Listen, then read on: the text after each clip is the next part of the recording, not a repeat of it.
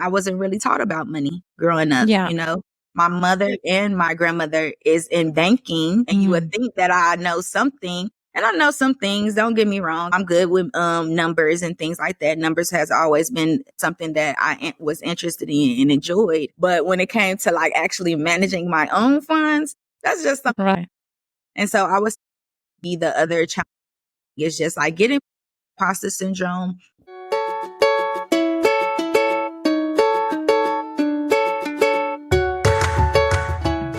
Hello and welcome to the Money Mindset Show, the place where we help female entrepreneurs to transform their mind so that they can achieve financial success in the least amount of time. Here, we talk about subconscious mind, we talk about money mindset shifts, money mindset blocks, a strategy so that you can bypass your own money mindset and increase your income, better your relationship with money, and grow your business.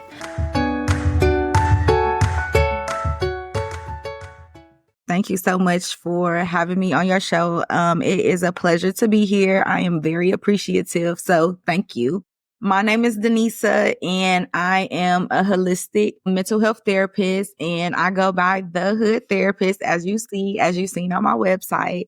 And basically, I go by the Hood Therapist, of course, because of course I am African American, and based off of like culture, based off of the environment that I grew up in. Black people, we call it the hood, and that is one reason why I name myself the Hood Therapist. It just doesn't mean like hood, ratchet, ghetto, black people. Right. It just doesn't mean just that. But hood also means helping others obtain their discipline while also to helping others obtain their destiny. So in order for us to obtain our destiny, we have to have some type of discipline. And so that basically is like what hood also means. I love it. I love it so much. It changes completely how you understand the word by just giving that connotation. So walk us through, why did you started your business? Why did you decide to take the therapy that you're doing and take it to becoming your own business and going to that through that route?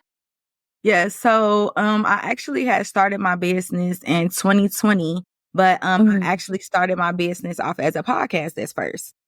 So I already knew that I wanted my business to be named Sacred Lotus Journey. That is the name of my business, as well as that was the name of my podcast when I first started it in 2020. So I had graduated with my master's in 2019. So in 2020, that is when I kind of like launched the podcast and everything, because of course, in order for me to be a fully licensed therapist, I had to go through, clinical hours, and I had to get supervision and different things like that. So as soon as I graduated, I didn't automatically have like my licensure or anything like that.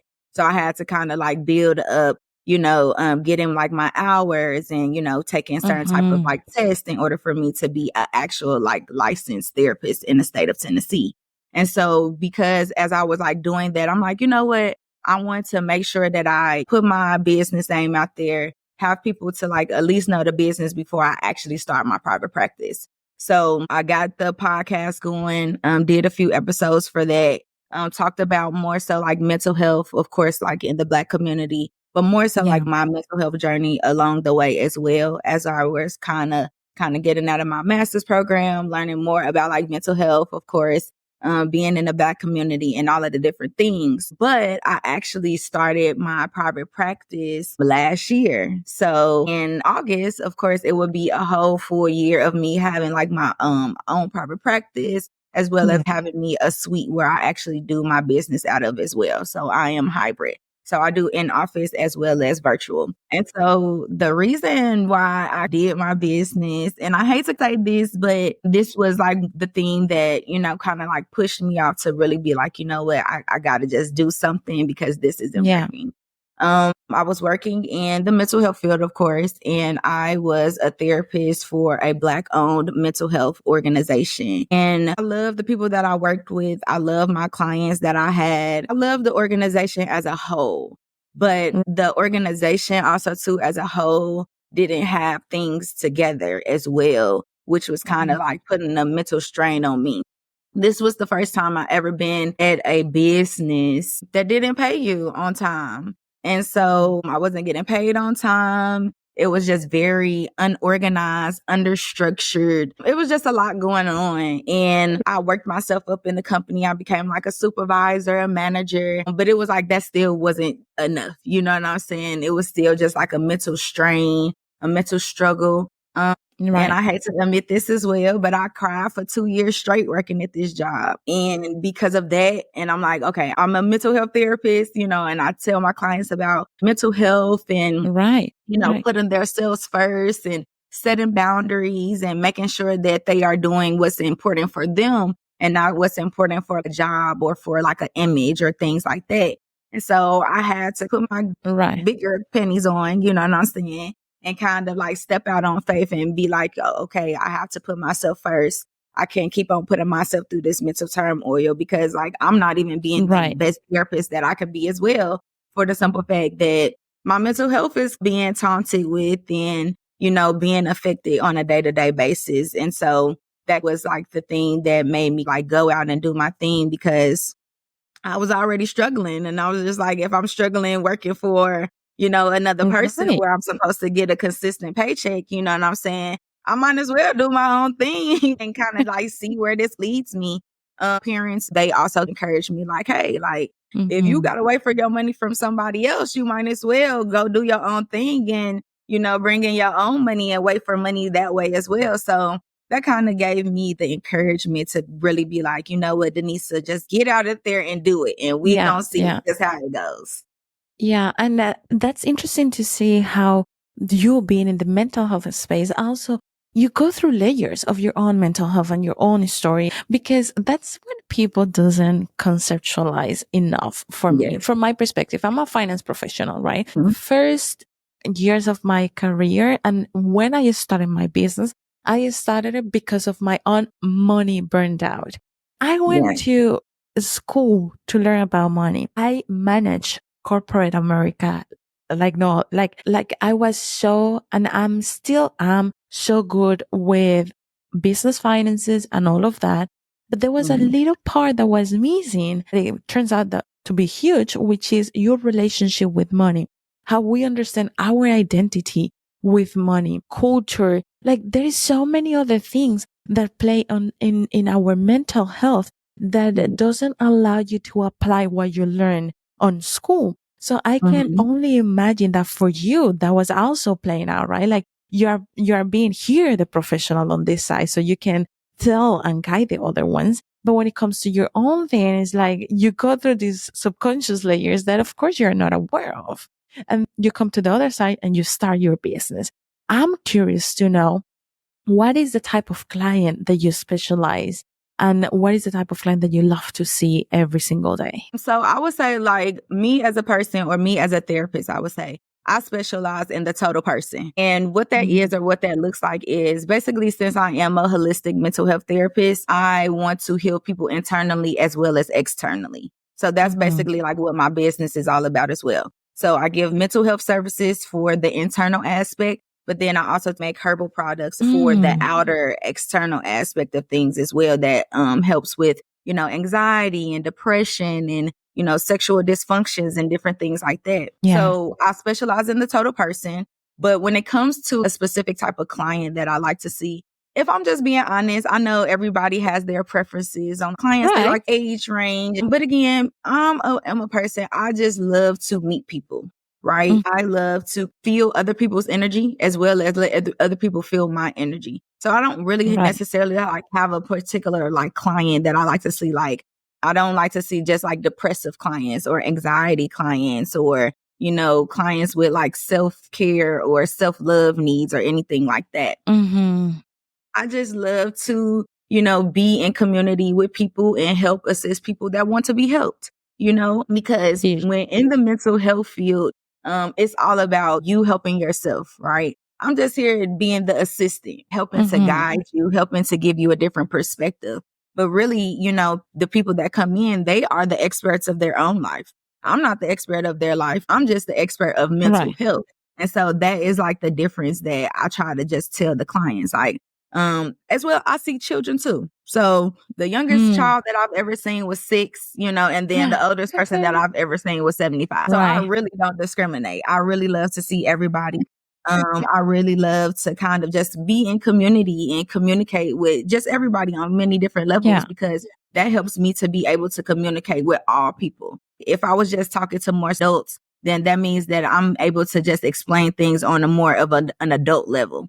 Where sometimes everybody isn't able or capable of understanding like mental health on an adult level, on an intellectual level. So me seeing children and then asking them, do you know what resilience mean? Or do you know what certain type of things mean? And they tell me no. That gives me the opportunity to, I don't want to say dumb things down, but simplify things a little bit better, you know, to be able to explain it to anybody on many different levels of communication or understanding. So I would say that is the people or the population or the specialization that I have. I like it. I like it. On this Black Business Owned Month, we are highlighting the story of amazing Black female entrepreneurs, business owners that are putting their services, their product, their innovations out there because Black women and people of color need more platforms to share the amazing creations that we all are doing. That's why throughout this month, you're going to hear the stories that Black female entrepreneurs building things that I couldn't even imagine it was possible. And here's how you can support all of these female entrepreneurs. Make sure that for each episode that you listen to, you share with somebody else. You share with that friend, that colleague, that person that you think it may be in an interest of. And this is the most important part. We really appreciate that you go and rate and review this podcast. The more reviews and the more rating that we have, the bigger impact we can make. More people is going to know about this podcast. More people is going to hear about this female founder. In this year and a half since you had your own practice, what do you reckon has been those challenges for you as an entrepreneur on this path?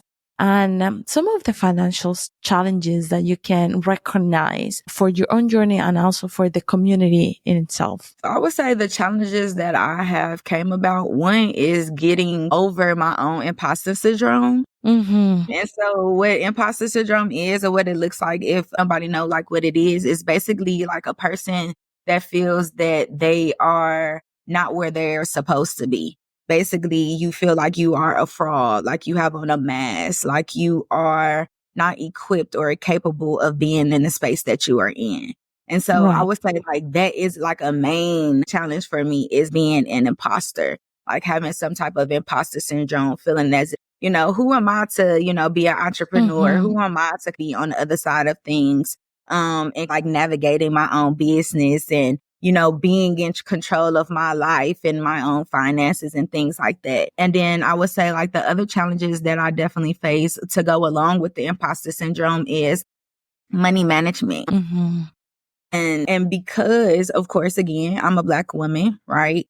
I am from Gary, Indiana. And so everybody always be like, oh, you where Michael Jackson from? Yes, I am. But I live in Nashville, Tennessee right now. And so based off where I'm from and where I live right now, I'm really living in a city. This is like a real like city life, right? But where I'm from is Midwest. I am from towards closer to Chicago. So I know about the city life, but I'm never have lived in the city life. And so when it comes to like finances or how much people get paid or how much things are, it's like, you know, I was raised in a city or in a state that is predominantly poor, and I'm in a city now that is predominantly wealthy on more of the wealthy aspect of things. And so that is also a challenge too. I'm saying being a Black female from a small city or a small state and then coming to a big city and being in this culture, of course, is Nashville. So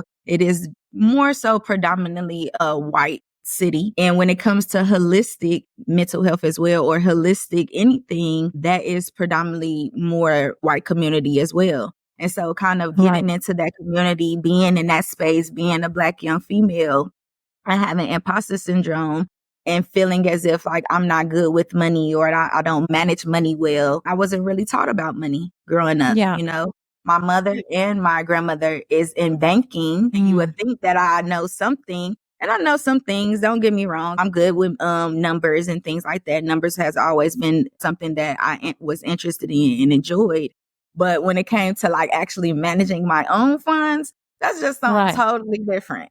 Right. And so I would say that would be the other challenging thing, is just like getting past the imposter syndrome, but also to, really actually feeling or believing that I am able and capable of managing my funds and keeping the business afloat. Just kind of getting out my own way, really. Yeah, that believing part, it's so, so important.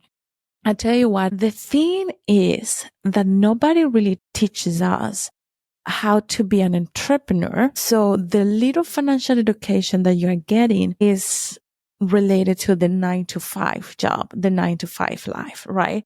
So when you step out and you become an entrepreneur, you're already like, oh my God, what is this? Like, how do I move through these layers? And then on top of that, you throw the financial education that doesn't match, because a 401k is not going to match if I learn about that, but I'm an entrepreneur. Like, how do I apply that? Like, talk to me about retirement when being an entrepreneur, right? So all of those things are important. But you mentioned your mom and your grandma being in banking and not really talking about it.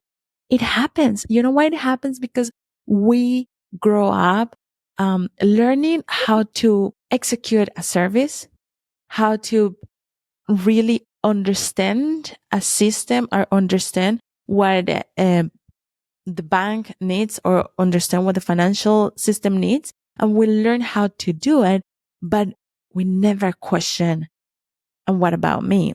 So to me, in my personal experience, the moment that I started to question on my career and the moment I started to look at my own money mindset and my own money layers was when I went into burnout, and it was exactly the same moment when I started my business, because entrepreneurship is your personal growth journey, really.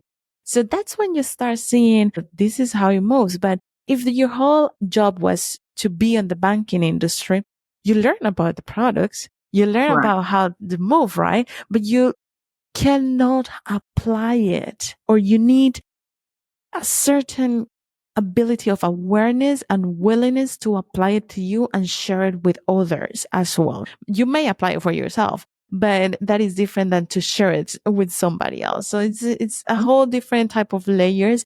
That I'm glad that you mentioned that, because this is where we see the generational trauma with money happening, or the generational wealth happening as well, understanding and passing down and all of these things.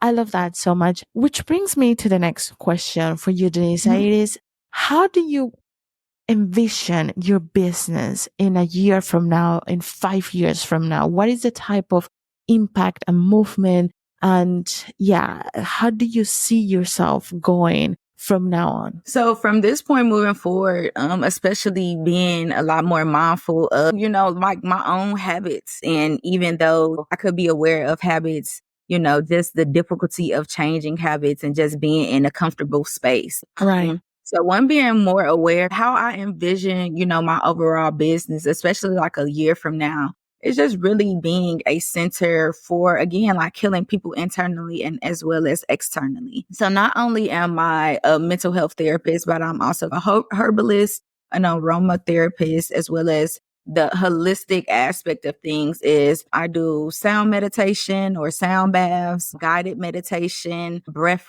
yoga, just different things like that. And so I just want to be able to kind of give that to my community and the Black community, as well as like minorities as well. Just not only the Black community, minorities are also people that consider themselves the Black sheep of their family as well, right? For the simple fact that they are also considered the minority as well. They are considered the people that are looked as inferior, you know what I'm saying, and not superior. And so that's how I would summarize like minorities to my business. And so that is how I envision my business, just really just being on the track of getting out of that imposter syndrome, right? Because I feel like imposter syndrome could come up in many different ways. within the business, not only for self, but also too, like how much money you charge clients. That was also a thing within my business as well, just being afraid or fearful of like, ooh, can I charge this price? How would clients think? Or, you know, how can I justify this price or something like that to that magnitude?